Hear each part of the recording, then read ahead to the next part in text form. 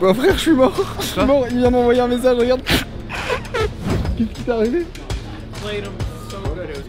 It's first time Cash Game Live. First time. J'ai pas attendu que ça tombe au flop, j'ai été à la turn, à la river, et j'ai dit bah j'y vais, je paye. Et ça passe. Je crois que je suis venu ici pour rigoler. Quand tu me dis que je tremble, c'est les nerfs. Je suis un vrai nerveux moi, attention. Il y a un joueur qui s'en remet pas et qui souhaite que je devienne son coach mental.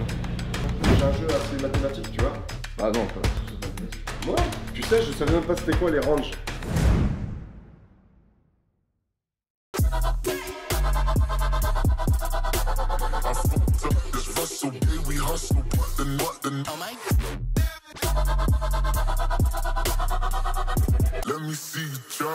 Donc finalement, je surrelance. Ok, 3 bêtes hors de position, ok. Moi, je fais un 5 blindes, 6 blindes. Ok. Ok.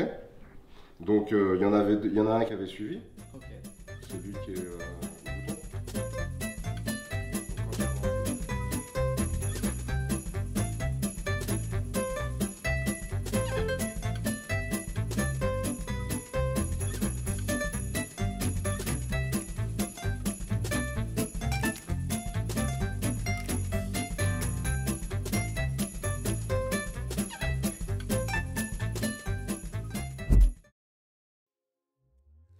On est parti direction le win. Le principal enjeu de cette session, c'est que j'ai absolument hâte de voir comment Farid va s'en sortir sur les tables. Et le deuxième enjeu, c'est qu'on est toujours sur le challenge 500 ou 20k. Ça fait un moment que ça traîne. Il nous reste quelque chose comme 20 heures de grind et 14 000 $ à faire. Et en Asie, avec Hugo, on avait vraiment la flemme de jouer des petites limites. Mais à Vegas, tout est différent. À Vegas, c'est magique. Chaque seconde passée à la table, c'est du pur bonheur. Et j'ai qu'une hâte, aller me poser sur les tables. On te passe 600, Ok. 2 buy-in de 300. C'est quoi l'objectif de session là? L'objectif serait de gagner 1005 dans la session, ce qui est ici, pour ensuite pouvoir aller jouer. Allez, ça me semble good. Farid, ton objectif?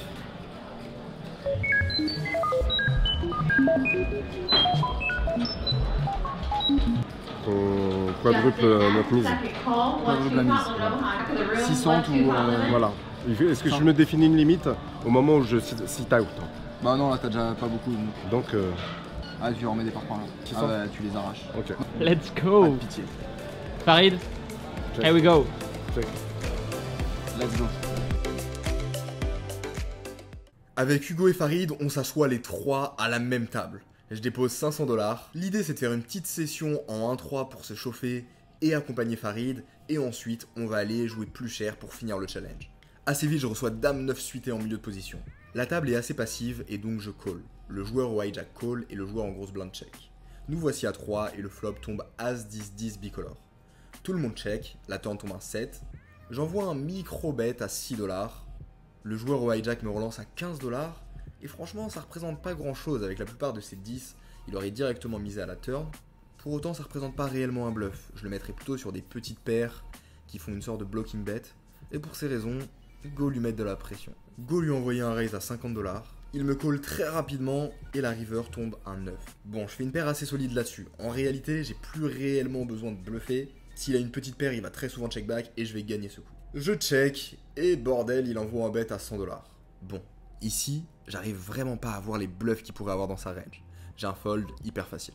Main suivante, je reçois 4 et 3 suités au cutoff. Il y a Farid qui call en début de parole, j'envoie un raise à 12 $, le joueur au bouton call et Farid call également. On est à 3 joueurs et le flop tombe As 7-2 monocolore. Bon, c'est pas le meilleur flop, à part un tirage ventral qui vaut pas grand chose, ça va être compliqué de gagner le coup en allant à l'abattage. J'envoie un bet à 15 $, le joueur au bouton call et la turn tombe un 10. C'est en réalité une texture sur laquelle il est assez difficile de se défendre pour lui. Quand je mise aussi petit au flop, ses flushs vont principalement raise. Et donc il a souvent un As-X, peut-être avec un pic, et en lui envoyant un parpaing turn river, il va pouvoir se défendre seulement à une toute petite fréquence. Et pour ces raisons, j'envoie un bet à 55 $. C'est good bet. Il avait pas touché. Il avait pas touché. Got a high spade. Ah, il avait As 3 il va plutôt check, être passif, et s'il a pas touché, il va check. Ouais, c'est bien, hein. Du coup, après, faut en profiter. Et de l'autre côté, il y a Farid qui est assez timide sur la table. C'est sa première fois en live et il est pas du tout à l'aise. Il comprend mal comment les règles fonctionnent, il se trompe toujours de jetons quand il bête, et pour autant quelque chose d'absolument miraculeux va se produire. Mais c'est pas encore le moment. Pour l'instant la table elle est assez tranquille, et donc on gagne des petits pots. Le croupier m'envoie Dame Valet suité en small blind. Le joueur en début de parole open à 11$, je call et le flop tombe Roi 10-3 Rainbow. Il m'envoie un bet à 20$, je call, la turn tombe la doublette du 3, je check, il check également et la river tombe 1-2. C'est une situation assez désagréable parce qu'il a très souvent une hauteur as. Et moi, je représente absolument aucune main forte. Il y a tous les tirages qui missent, des pures briques turn et river, et clairement, c'est le pire spot pour bluff parce qu'on va toujours se faire catch. Mais bon, on est en 1-3, les mecs ils ont 300-400$ de stack, et la pression monétaire, ça existe. Donc le plan de jeu, c'est de faire un sizing assez gros pour pas qu'il soit trop suspicieux. On envoie la sauce, je bet 130$, et il tank. Il tank, il tank, il tank. Il est en mode bro, qu'est-ce que tu mises 130? C'est hyper suspicieux.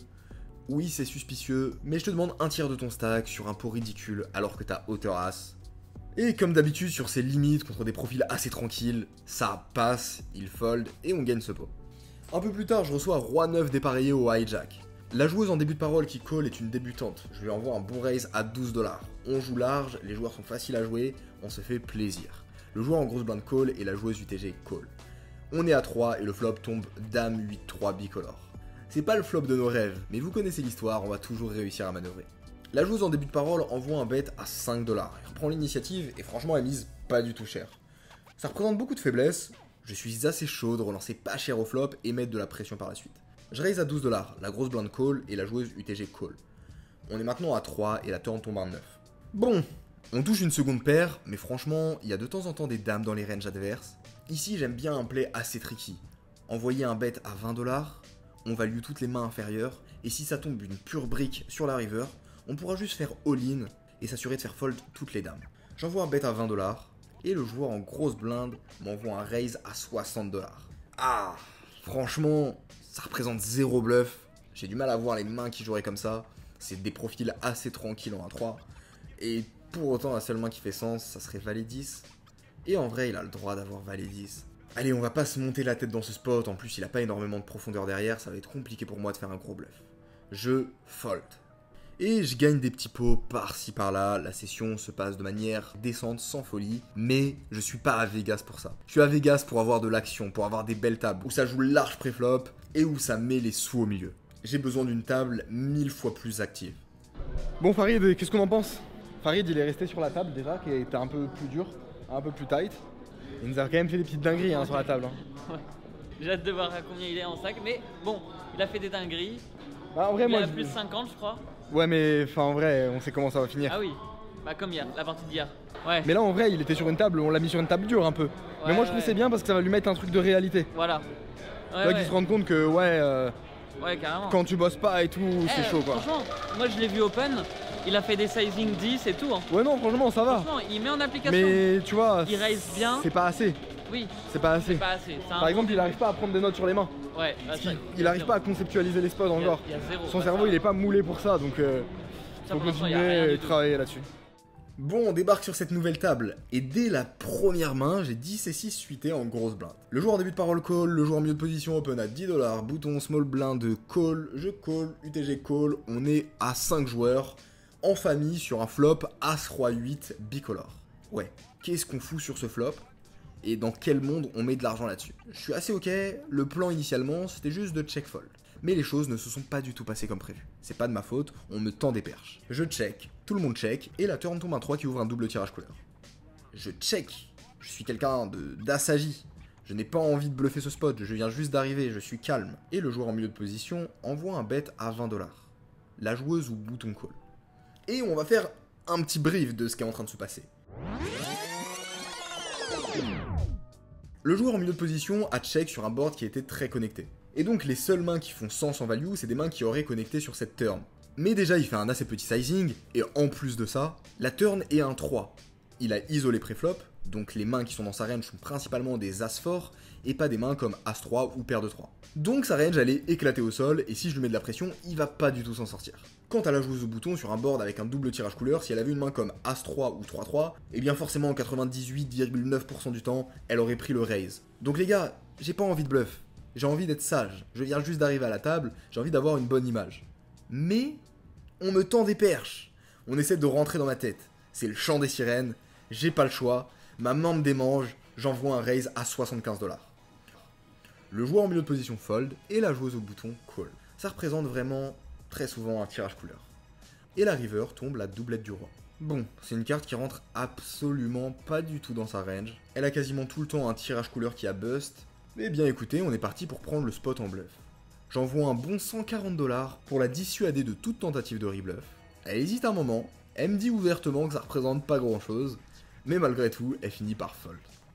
Et d'ailleurs, big auto-promo si tu kiffes ces exploits, parce que avec Hugo, on a créé un programme d'accompagnement sur mesure pour te permettre à partir de ton niveau actuel de développer tous ces super exploits qui marchent bien, que ça soit de la 1.3 à la 5.10 et qui sont ultra efficaces. Le process c'est le suivant, en description t'as un lien, tu cliques dessus et tu seras amené sur un test. C'est un test qui dure un bon 45 minutes. Tu remplis le test, tu laisses tes coordonnées et on t'enverra une bonne review bien honnête sur tout ce qui va bien dans ton jeu et tout ce que tu peux améliorer pour faire exploser ton win rate.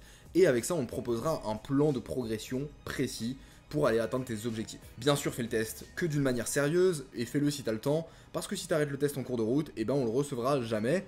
Et by the way, je me permettrai de prendre quelques tests pour aller faire de la bonne review démolition.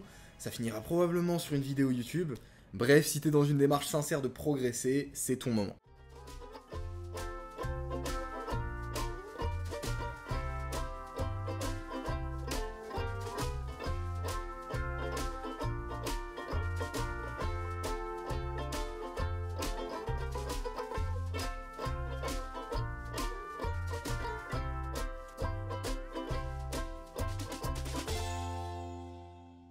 Et quelques mois plus tard, je reçois paire de dames au cut-off.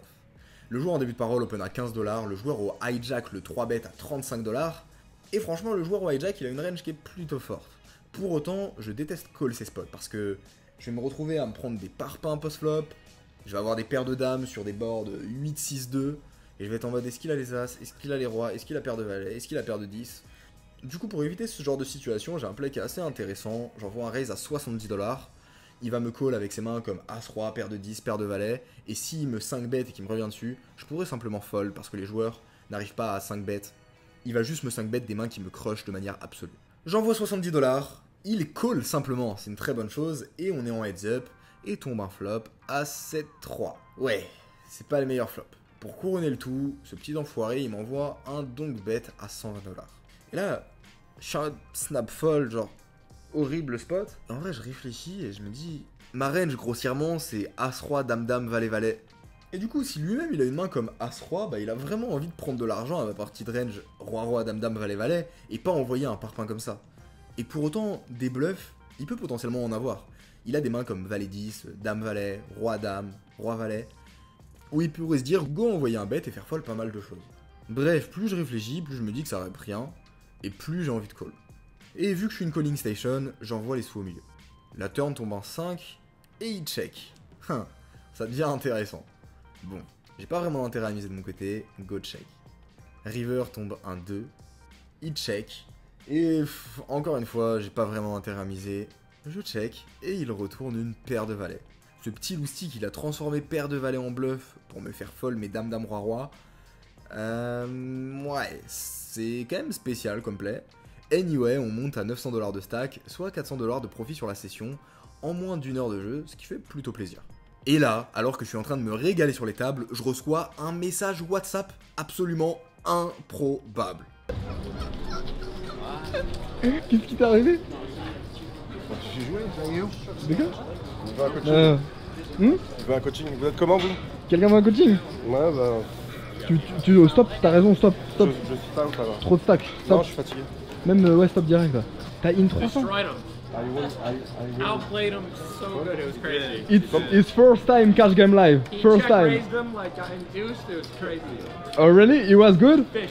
Yeah. It was good? Good. Nice. He told the truth and nobody believed. T'as fait plus combien du coup? Plus 7? Hein? Plus 700. Plus 700 800? Ouais, 700. Incroyable. Bien joué. Ça suffit. Ouais, GG. C'est fou frère, on se fait mettre à l'amende par le daron. Alors je suis ma frère, t'es vrai Kevin. D'abord il a fait plus 800. Il est trop chaud. Ah je suis mort. Je suis simple, est-ce qu'il a pas une vocation à ça? Et tu sais que les mecs ils m'ont dit ouais il a fait des plays du futur et tout, on n'a pas réussi à le lire tout ça. Lui ça doit le sauter, il est arrivé, il m'a dit ouais là-bas il y a des mecs qui veulent du coaching. Vas-y good luck. Allez toi. Bon, de retour sur la table, je m'apprête à cash out, je joue mes dernières mains, et malheureusement je reçois nuts au cutoff. Je reçois 8 et 9 dépareillés. Vu les mains qu'on a tendance à jouer et comment on a tendance à jouer large, 8 et 9, c'est les nuts.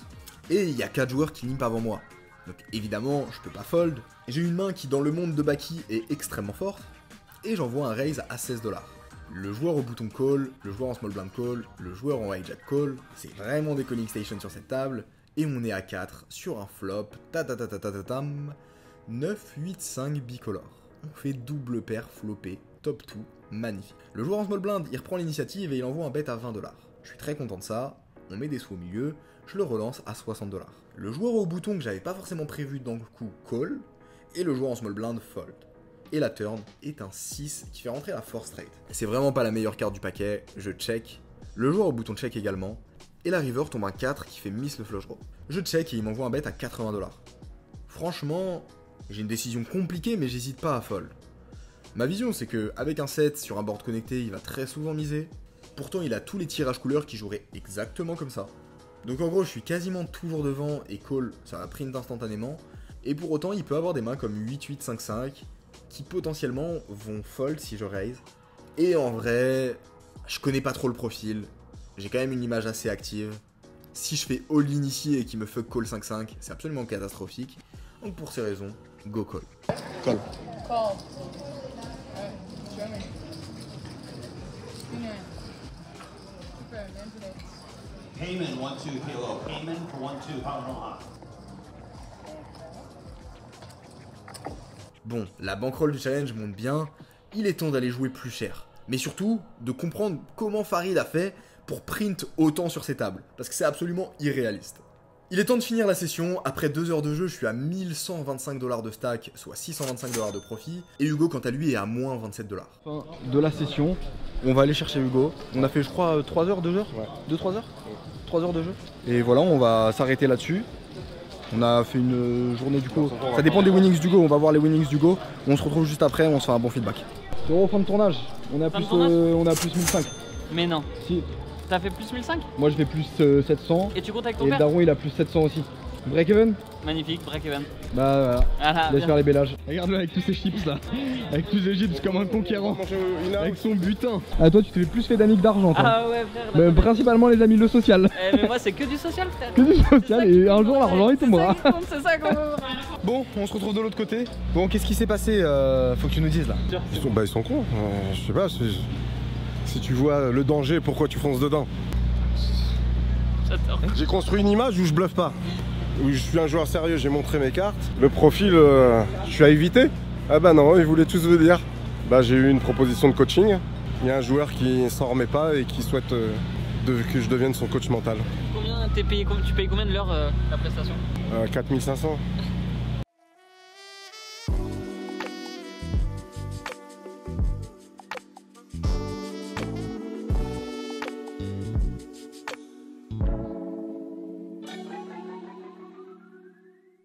Bon, retour à la maison.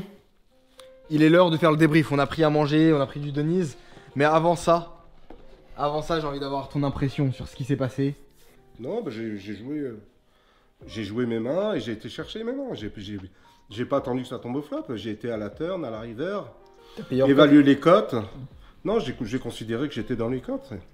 Et que même quand quelqu'un essayait de me mettre la pression, bah, j'ai résisté à la pression. J'ai pas joué impulsivement, mais j'ai attendu, j'ai réfléchi, j'ai calculé.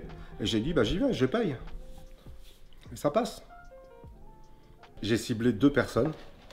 Les personnes qui faisaient un peu, je vais pas dire les malins, mais qui bluffaient. Pour moi. Ils avaient du jeu, mais ils ont bluffé pas mal de temps. Bah, j'ai attendu le moment pour les attraper. Voilà. Tout simplement. T'as touché des mains ou t'as fait des bluff catchers? Non, j'avais des mains. Ça joue en value quoi? Non. Mais est-ce que t'as fait des gros calls ou des gros bluffs? Non. T'as joué en value et ça a déroulé. J'ai joué en value, ça a déroulé. Le win c'est Rigate, dans tous les cas il favorise les débutants. Oui, ouais. Bah oui. Tu rigoles. Écoutez, moi je trouve que là il y a une zone de flou. On sait pas si c'est du run, on sait pas si c'est du talent. Donc ce que je vous propose, c'est de vous abonner et on se retrouve pour la prochaine vidéo. Faut suivre ça. Let's go.